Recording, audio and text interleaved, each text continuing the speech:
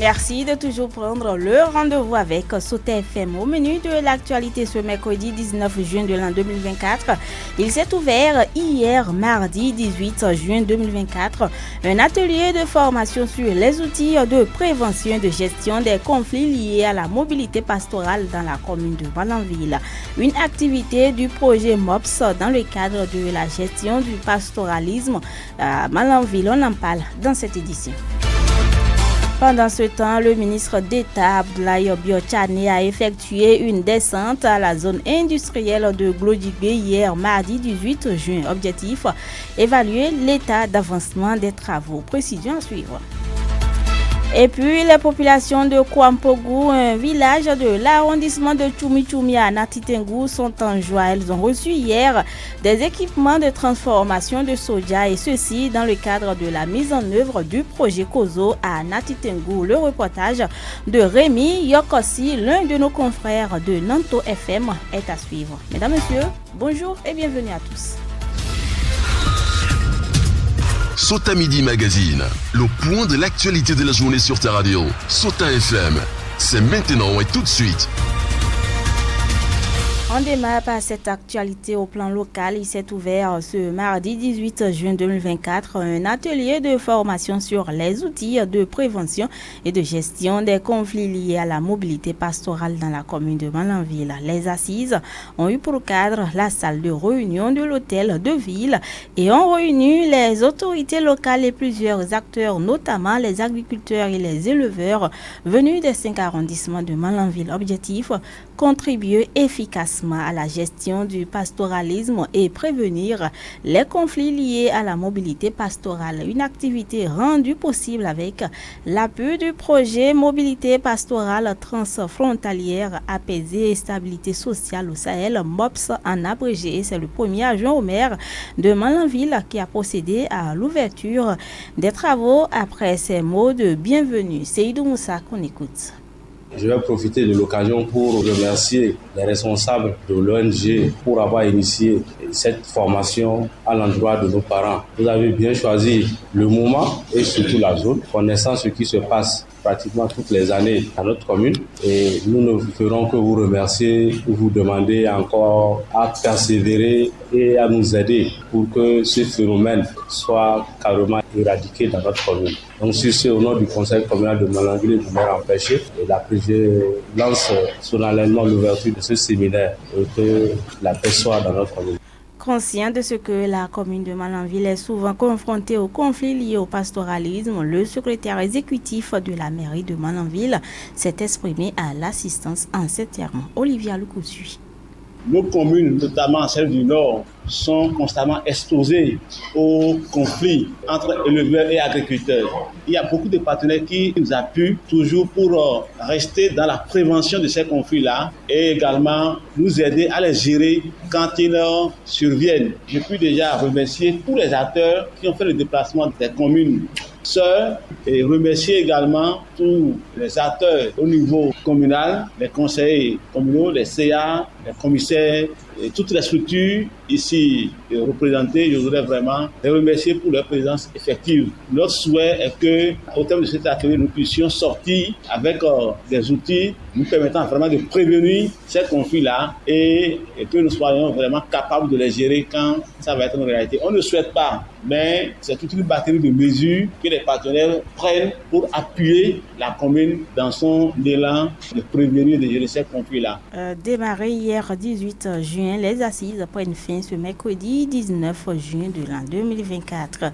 Campagne agricole au titre de cette année, le ministre de l'Agriculture, de l'Élevage et de la Pêche, Gaston Kossi-Dossoui, a adressé un message aux différents producteurs et dans son adresse, l'autorité ministérielle a décerné un satisfecit aux producteurs engagés. Gaston Kossi-Dossoui se veut plus précis. La campagne agricole se déroule assez bien avec des hauts et des bas en matière de caprices pluviométriques. Dans la zone septentrionale, surtout pour la campagne cotonnière, face aux préparatifs que l'État et les structures d'appui ont eu à mettre en place pour lancer la campagne, je sens un engouement chez les paysans. Je sens une volonté, une rage de vaincre. Comme on le dit souvent, on ne peut pas féliciter les gens, le blé en herbe, mais je peux déjà vous décerner un mot de satisfaction pour les efforts qui sont faits. Il faut davantage semer. Nous sommes encore à moins de 300 000 hectares et c'est le bon moment de battre tous les records parce que nous avons des fertilisants de bonne qualité. Nous avons un programme de traitement phytosanitaire jamais mis en place aujourd'hui. Et progressivement, nos acteurs sur le terrain commencent par avoir du professionnalisme pour faire le suivi des exploitations. Je vous en félicite tous. Sur la période des emblavures du coton qui a déjà commencé, comment le producteur doit s'y prendre en ce qui concerne les différents bassins cotonniers, les opportunités à saisir en termes de subventions et de disponibilité des engrais agricoles et la rotation culturelle à pratiquer. Suivez les précisions avec Gaston Kossidou-Soui, ministre de l'Agriculture, de l'Élevage et de la Pêche. La zone centre aujourd'hui est en début de campagne et je voudrais leur lancer surtout un message d'encouragement. Il faut se lever tôt pour gagner en agriculture. C'est pourquoi les semis précoces sont importants. Ceux qui font des semis sous maïs aujourd'hui, pour les premiers champs de maïs qui sont déjà arrivés à maturité, il faut les faire. Mais éviter de faire séjourner le cotonnier sous le maïs pendant plus de 3 à 4 semaines. Ça porte préjudice au plan. Une chose est certaine, les facilités accordées, c'est au prorata de niveau de consommation que chacun va pouvoir en bénéficier. Pour être plus clair, on a subventionné les facteurs de production pour tout le monde. Mais l'oiseau au bec le plus prompt, le jabot le mieux rempli, dit-on. Si vous faites 2 hectares, vous avez bénéficié des facilités de 2 hectares, des intrants sur 2 hectares. Si vous faites 20 hectares, vous allez bénéficier 10 fois plus de ces facilités parce que vous avez fait 20 hectares. Aujourd'hui, la zone centre est attendue pour aider à aller au moins à 650 000 hectares pour être certain de faire les 750-800 000 tonnes la campagne à venir. Tous les indicateurs sont bons aujourd'hui pour aller loin. Je voulais annoncer dans les titres visite hier mardi 18 juin du ministre d'État Abdoulaye Biotchane sur le site de la GDIZ, la zone industrielle de Glodibé. Objectif, évaluer l'état d'avancement des travaux. Occasion pour le ministre d'apprécier le travail de qualité qui se fait et d'étaler quelques perspectives et ambitions du gouvernement de Patrice Talon. Abdoulaye Biotchane qu'on écoute. Ma dernière visite remonte déjà au 8 décembre dernier, donc ça fait quelques mois. Et je suis particulièrement heureux de constater la bonne avancée de tout ce qui a été fait ici. Nous avons à ce jour plus de 12 entreprises qui sont installées, qui ont fini de s'installer et qui sont totalement opérationnelles. C'est plus de 12 000 travailleurs qui sont ici et gagnent leur vie du fait de l'installation de cette zone. Et nous venons ensemble de visiter une unité industrielle de tout premier plan, très performante, qui produit et qui exporte déjà des produits béninois, des produits made in Bénin.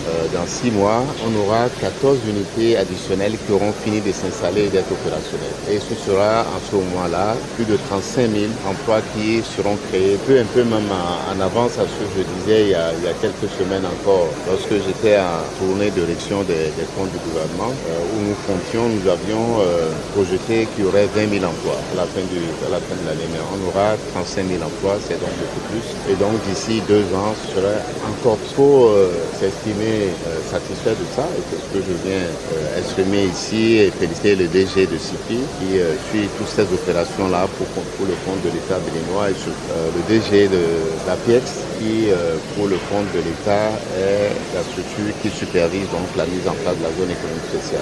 S'adressant à l'assistance, le ministre est convaincu de la disponibilité de la matière première au Bénin, ce qui permettra d'ailleurs de tourner l'industrie. Par ailleurs, l'objectif du gouvernement est aussi la création de l'emploi. Plus de précisions avec le ministre d'État Abdoulaye Biotchane. Il y a une préoccupation qui doit être celle de tous les Béninois aujourd'hui, c'est de nous assurer que ces usines qui viennent ici parce qu'il y a un écosystème qui est favorable, que ces usines-là ont des matières premières. Et c'est bien parce que nous avons décidé que ici au Bénin, nous n'allons pas faire comme tous les autres pays et exporter nos matières premières brutes, ce qui ne nous arrange pas, ce qui ne permet pas à nos producteurs d'avoir la meilleure rémunération de leurs produits. Nous voulons donc que ces produits agricoles, c'est le coton, sont les noix de cajou, c'est le soja, c'est d'autres matières premières aussi, le karité, qui peuvent être transformées sur ce site et ailleurs dans notre pays aussi, pour créer davantage de valeur avant d'être exportés éventuellement. Ce faisant, nous allons garder ici la main d'œuvre. Vous voyez, nous allons d'ici la fin de l'année employer 35 000 personnes sur ce site. Ce sont des jeunes Béninois qui autrement seraient au chômage, comme le voyons il y a quelques années. D'ici 10 ans, nous projetons plus de 300 000 emplois dans cette zone. Donc fournir la matière première à ces unités est une question d'intérêt national. Si nous voulons que ces emplois restent, si nous voulons qu'il y ait davantage de valeur créée du fait de notre production, il faut aller dans ce sens. Donc chacun de nous, même les producteurs, doit être gardien de ces produits, ces matières premières que nous produisons ici. Éviter que les noix de cajou sortent du Bénin, éviter que le soja sorte du Bénin avant d'être transformé est de notre intérêt à nous tous. Mesdames, Messieurs, on va marquer une courte pause avant de revenir pour la suite de cette édition. Sota Info Midi, le point de l'actualité sur ta radio.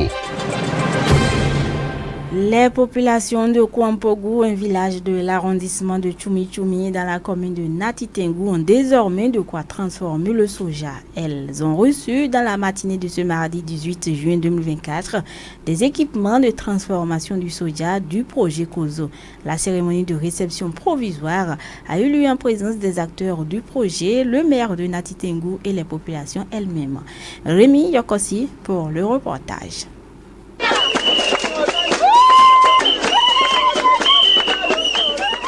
C'est de cette manière que les habitantes et habitants de Kouampougou ont accueilli les équipements sous un gros manguier du village. Ceci dans le cadre des activités du projet de cohésion sociale des régions nord du golfe de Guinée, Kozo. C'est suite à l'évaluation participative de la pauvreté et des besoins du village que cette priorité a été dégagée. Roland Manté est le superviseur communal du projet Kozo. Au cours des évaluations participatives de la pauvreté et des besoins, les femmes avaient émis le besoin dans la sous-composante qui est intitulée « Appui au groupement d'intérêt économique ». Leur première priorité, l'acquisition du matériel de transformation de soja plus un renforcement des capacités.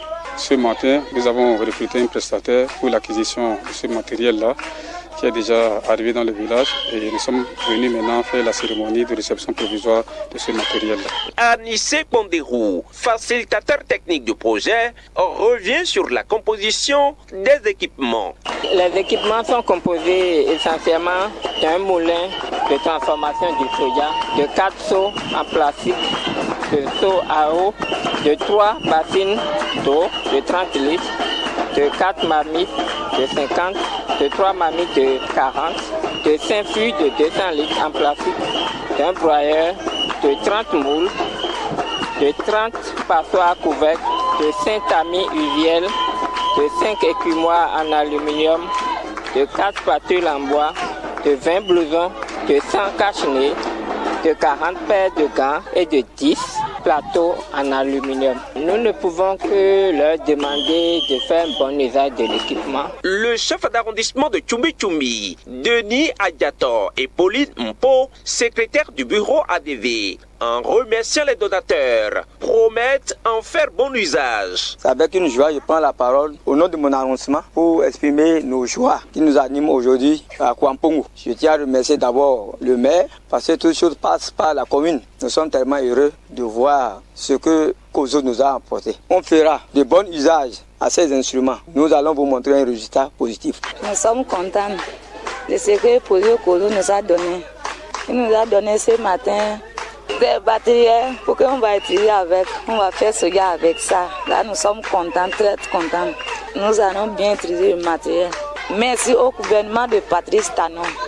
Merci, Projet Kozo. Pour le maire de la commune de Natitengou, Tate Mwedeyamon, ce matériel permettra aux femmes du village de sortir de la précarité. L'autorité communale a salué les efforts du gouvernement et des partenaires. Nous remercions le gouvernement qui a œuvré et les partenaires au programme Kozo qui nous ont permis ce matin d'acquérir ce matériel très important que nous sommes en train de recevoir. C'est pour permettre à nos populations de sortir de la précarité. Et je ne doute pas un instant, puisque le CA l'a dit, de votre engagement. Il ne faut pas que ce matériel soit déposé dans vos chambres. Ce matériel doit être utilisé. Parce que c'est vous qui l'avez demandé. Et je crois que vous êtes des bons producteurs de soja ici. Et nous sommes persuadés que le matériel sera utilisé à bon usage et que nous allons venir ici acheter, n'est-ce pas, les fromages de soja. Et vous irez également, vous allez exporter vos produits à base de soja.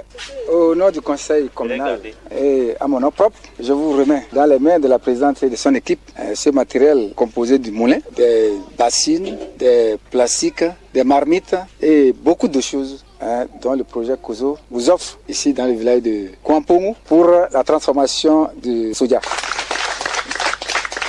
Faites-en bon usage.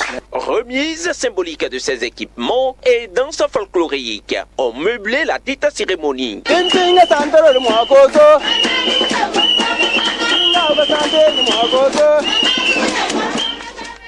Merci à Rémi Yokossi pour ce reportage. Mesdames, Messieurs, hors de nos frontières à présent, c'est avec Ousmane Tinouala. Ousmane, bonjour. Bonjour Pierrette Apovo. Au Mali, une organisation de journalistes ouest-africains demande la libération de leur confrère Yeri Bokoum.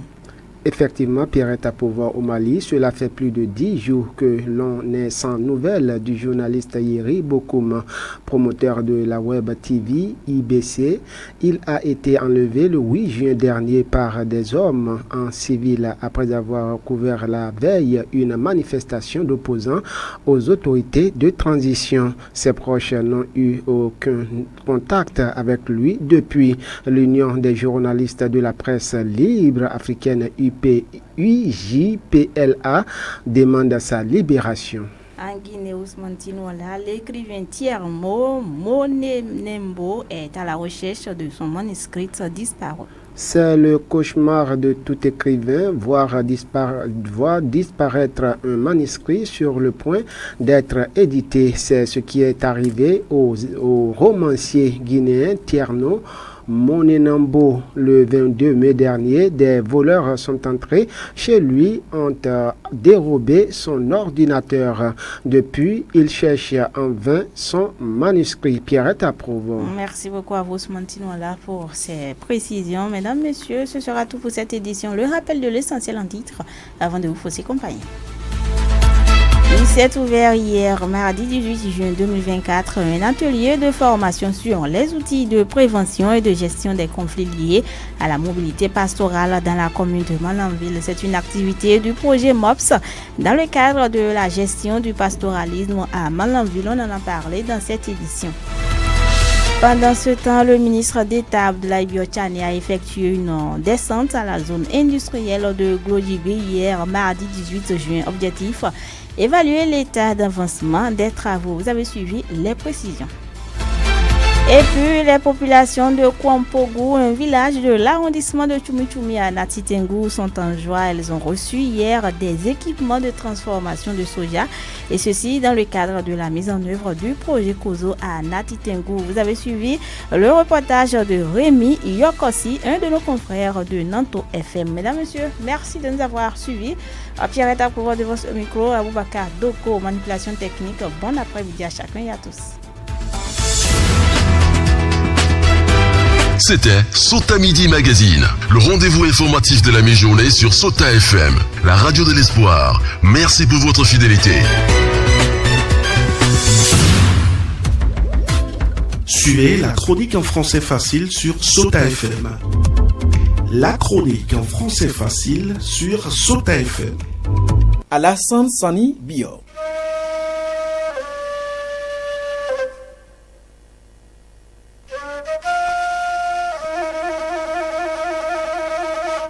La vie n'est pas une course de vitesse. Chacun vient accomplir sa mission sur Terre et retourne d'où il vient. On n'y vient jamais au même moment ni de la même manière. On vient seul et on repart seul. Même les jumeaux arrivent l'un après l'autre. Et ils ne meurent jamais le même jour. Donc, impossible de se ressembler dans cette vie. Les destins ne peuvent jamais être identiques. Chacun réussit à sa manière. Ni ta volonté, ni ton intelligence, ni ta force ne peut faire tomber du ciel tous tes besoins. Il faut juste mettre ta volonté, ta force et ton intelligence au service de ton destin et bonjour le succès. C'est pourquoi chacun doit se concentrer sur son objectif au lieu de perdre son temps à faire du succès de l'autre sa préoccupation. Chercher à se comparer à l'autre est une erreur à ne pas commettre. Tu peux plutôt t'inspirer de sa réussite pour bâtir ton succès. Il suffit de ne pas baisser les bras et tu seras surpris de l'abondance de ta réussite. Peu importe le temps que cela prendra. Parce que le succès dans la vie n'arrive toujours pas quand on le souhaite. Puisque c'est le matériel que nous considérons comme étant l'élément fondamental du succès dans la vie. Donc, ce n'est pas impossible. Il faut simplement faire de la détermination son credo. On voit les gens se donner à certains vices sous prétexte que la vie ne leur sourit pas. L'alcool, les comprimés, les stupéfiants sont leurs camarades de tous les jours. Ce n'est pas la solution. C'est parce qu'on perd le courage qu'on tombe dans ces vices. C'est vrai que quand ta réussite tarde à se réaliser, tu subis tous les travers de la vie. Ta famille ne te considère pas. Ton entourage te méprise. Dans la société, tu es sans importance. Généralement, la société pense que ceux qui n'arrivent pas à vite sortir de la précarité sont des paresseux, des gens qui n'aiment pas se battre, des gens qui ne sont pas intelligents ou qui manquent d'initiative. Dans certains cas, cela peut se vérifier, mais ce n'est pas toujours la réalité chez d'autres. La seule voie pour faire taire tout le monde et faire baisser la tête à ceux qui te méprisent, c'est de ne pas abandonner. Ta détermination va payer. Et il faut juste souhaiter la santé. Toutes les humiliations que tu as subies vont se transformer en gloire. Ceux qui te rejettent hier vont s'agenouiller à tes pieds. C'est la loi de la nature. On ne peut pas tous réussir au même moment. Il y a la réussite du matin, la réussite de midi et la réussite du soir. Et c'est Dieu qui les répartit selon sa volonté. C'est pourquoi ceux qui sont dans la plénitude de leur réussite aujourd'hui doivent se réserver de minimiser les autres, croyant que les autres sont enterrés. C'est faux. Leur jour se lèvera et la lumière jaillira. Donc, il ne faut jamais considérer que tu es vaincu, même au dernier souffle de ta vie. Citoyen de la République, c'est tout pour aujourd'hui. On se reprend très prochainement.